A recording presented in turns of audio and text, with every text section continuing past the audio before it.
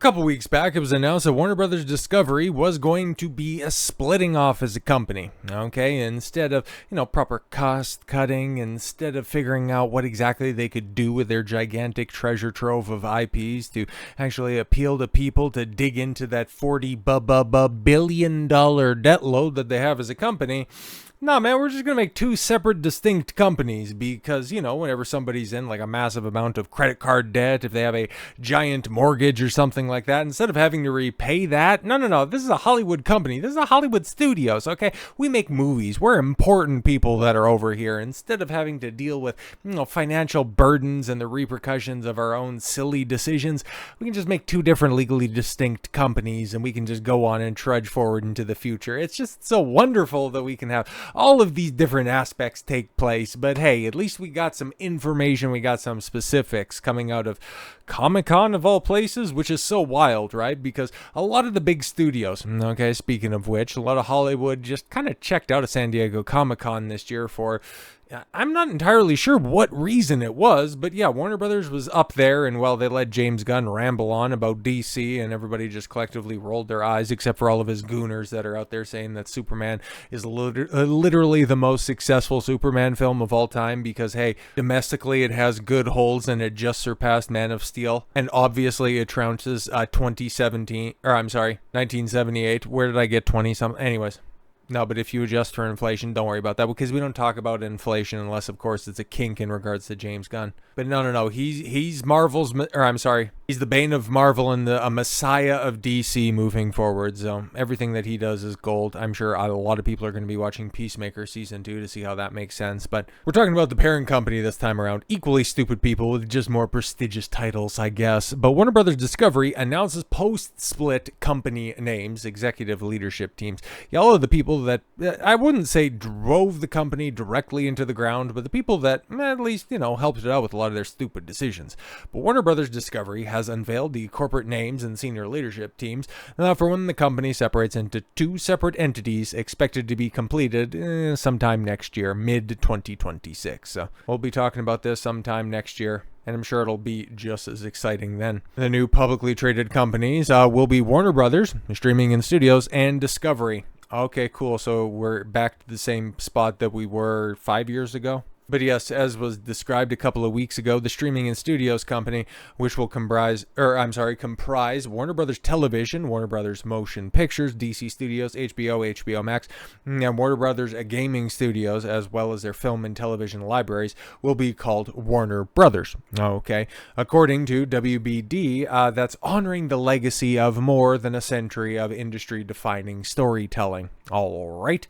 Global Networks, which includes WBD's entertainment, sports, and news TV brands worldwide, include CNN, Discovery, TNT Sports, in the US, and free-to-air channels across Europe, as well as digital products such as Discovery Plus Streamer and a Bleacher Report, will be called Discovery Global. That name, according to WBD, was selected in recognition of the affinity and value the name has around the world in entertainment, news, and sports, which, prior to its original merger back in, when was that, 2018 or something like that? Late 2010s, I do believe, if I got my timelines correct. Like, Discovery was definitely doing a lion's share when it came to turning a profit on content, because, Discovery has a ton of reality shows that women like for whatever reason. But like the live-to-air sports, like between that and the reality products, that's about the only thing that really turns the dial, because as it sits right now, okay, like Warner Brothers has the second biggest box office movie right now in the world, okay? They have Minecraft, for whatever reason.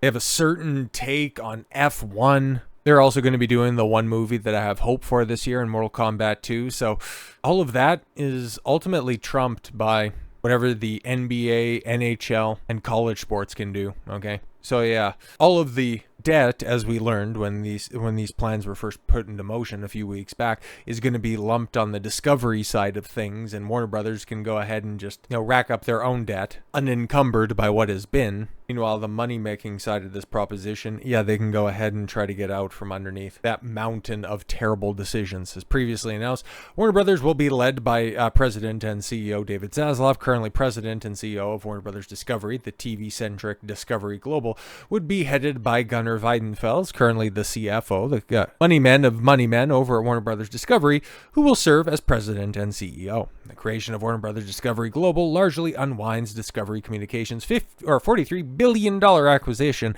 of a Warner Media from at&t, which closed in April of 2022. Fuck, it was even sooner than that. Okay.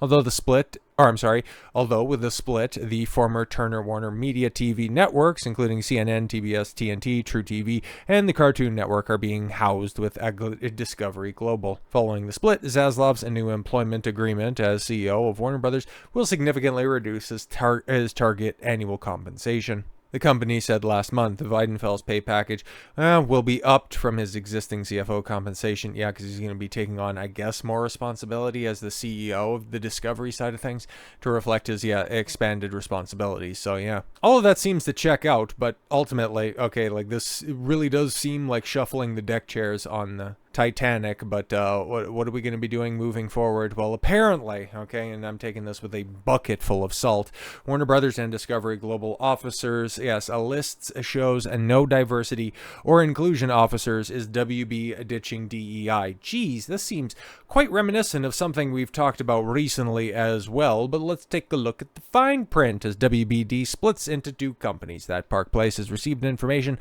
that seems to show Warner Brothers and Discovery are ditching DEI. Sure thing. In a move that has sparked widespread criticism, discussion in entertainment circles, Warner Brothers Discovery announced today that the names of the two split entities will be Warner Brothers and Discovery Global. Restructuring effectively undoes much of the 2022 merger between Warner Media and Discovery, which created WBD under Zaslav. Split comes at a time when Warner Brothers Discovery has faced financial pressures, including a reported $9.1 billion write-down in its TV network business in the second quarter of 2024. Shit. Amid declining cable subscriptions and advertising revenue. The decision to separate is positioned as a strategic pivot to allow each entity to operate independently, potentially attracting investors or buyers for the cable-heavy Discovery Global side. Zaslav, who has overseen aggressive cost-cutting since the merger, including layoffs, and content cancellations, described the moves as a way to unlock value for shareholders.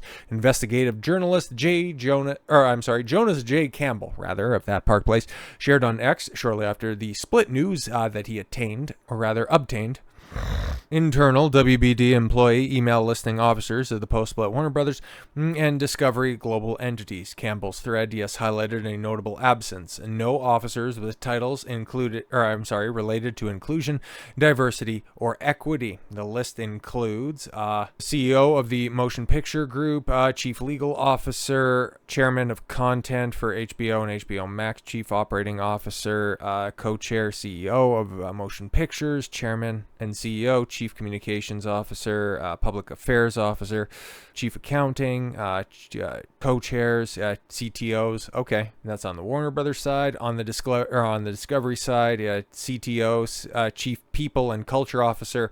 Yeah, I pay attention to that one right there. Amy Girdwood. Oh yeah, I'd definitely be paying attention to that second name. Ad Sales, Chief Development Officer. Also that one right there. Chief Legal Officer, Financial Officer. Yeah, the rest of them all seem to line up. Okay.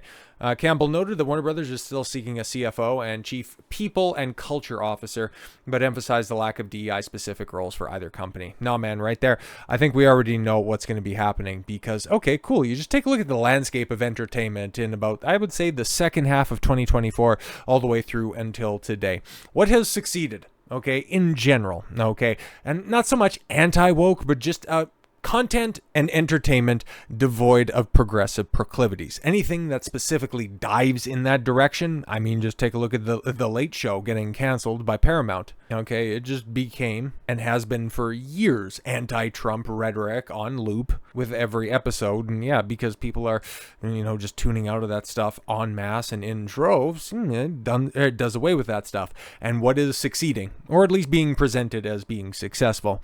Well, a lot of the movies that have come out this this year. They haven't really been good. Okay, you take a look at that top 10 and there might be one in there that is of decent quality. But even if you look at Lilo and Stitch, like, you kind of have to dig below the surface to get to the whole anti-family girl boss motives that are there. But are they offensively in the audience's face? Not really. Minecraft, like, that's just slop of the highest accord, but nothing really to write home about when it comes to ideology. All of Marvel's output, not really. Like, Yelena's in charge of the Thunderbolts, but is she a girl boss? Not really. Captain Black Falcon America, man, is it as identity politics driven as Falcon and the Winter Soldier? Not by a long shot. I'm sure there was probably one of the 3 movies that ended up getting slapped together and, held up by scotch tape that you could probably take something out of. Realistically, it's not all there. And then especially with the triumvirate of July Fair, I mean, there's nothing ideological in there. Woke is just not passing with the audience anymore.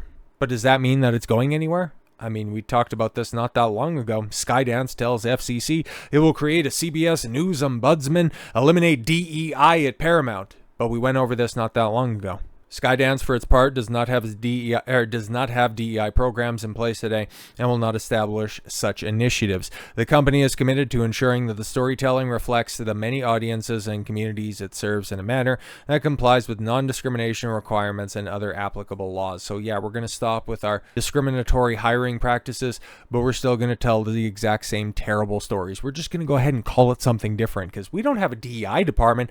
No, that stuff's cringe and gay. We're getting rid of all of that stuff.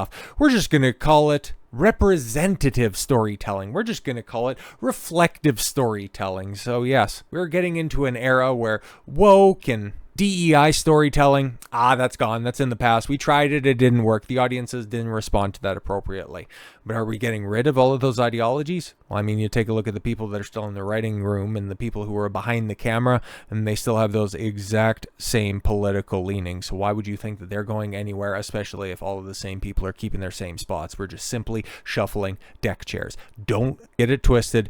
Don't get lied to or swindled until we start to see tangible change.